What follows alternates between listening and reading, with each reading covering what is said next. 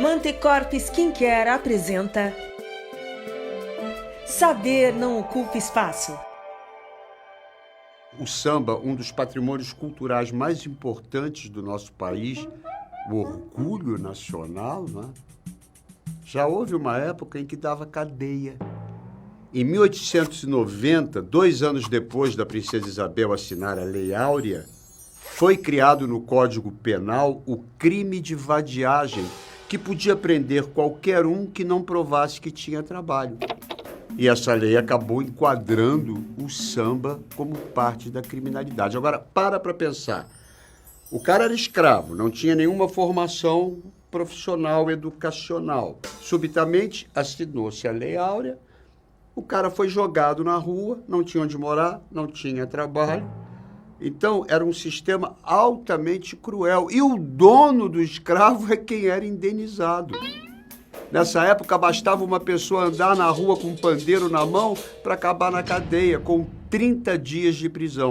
Na prática, a polícia prendia principalmente negros, sambistas, capoeiristas e adeptos das religiões de matriz africana. Ou seja, nada diferente de hoje em dia. E essa perseguição aos negros e as suas manifestações culturais não aconteceu só no Brasil. Nos Estados Unidos, os escravizados eram proibidos de aprender a ler, a escrever, não podiam plantar o próprio alimento, não podiam fazer reuniões e, pasmem, não podiam fazer percussão. E foi por causa desta proibição de tambores, atabaques e agogôs que a música negra norte-americana foi pro show. É por isso que os novos baianos cantavam: o tio Sam está querendo conhecer a nossa batucada. Porque então, enfim, a batucada aqui aconteceu e nos deu um maravilhoso samba.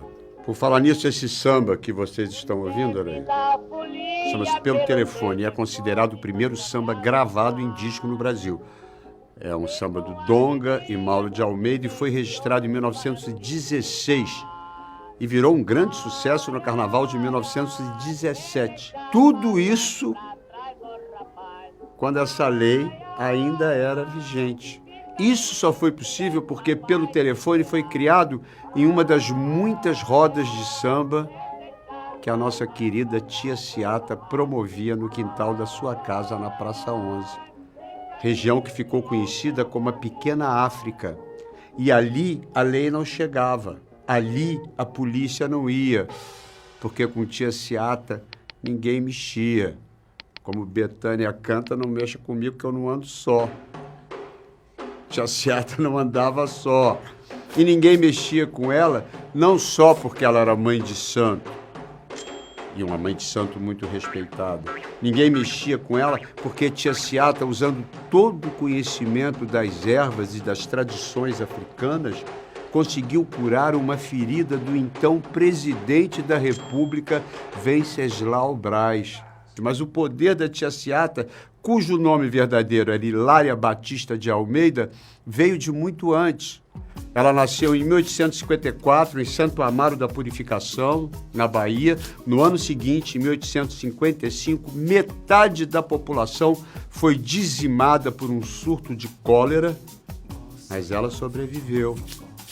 Criada numa família de mulheres negras que trabalhavam como cozinheiras, Hilária foi iniciada no candomblé por seu pai de santo, que era africano, e tornou-se mãe de santo confirmada como Ciata de Oxum. Aos 22 anos, ela migrou para o Rio de Janeiro em busca de melhores condições de vida, no êxodo que ficou conhecido como a diáspora baiana. No Rio, ela teve uma filha, separou-se e passou a viver vendendo quitute junto com outras mulheres baianas de sua geração, as famosas tias baianas quituteiras do Rio de Janeiro. Depois conheceu um funcionário público, casou-se e com ele teve 14 filhos. Sua casa ficou famosa pelas festas que ela promovia, sempre com muita música, muito batuque, cachaça, comida boa. Tia Ciata também cantava, dançava. E essas festas duravam dias e eram frequentadas por todos os artistas importantes da época. Pixinguinha, Chinhô, Heitor dos Prazeres, Donga. Enfim, o grande responsável pela produção cultural do samba naquela época era o quintal da Tia Seata, porque só quem tinha uma casa com quintal poderia organizar uma roda de samba, com batuque, capoeira, muita gente dançando. Isso jamais teria acontecido num apartamento 4 salas. Mas, além de Tia Seata, muitas outras tias baianas participaram do surgimento do samba no Rio de Janeiro e tiveram um papel essencial no Carnaval Carioca. Nos primeiros anos dos desfiles das escolas de samba, era obrigatório passar diante da casa de Tia Seata. Tia Seata morreu aos 70 anos de idade em 1924. 9 anos depois, as escolas de samba foram legalizadas na cidade e os desfiles de rua foram finalmente oficializados.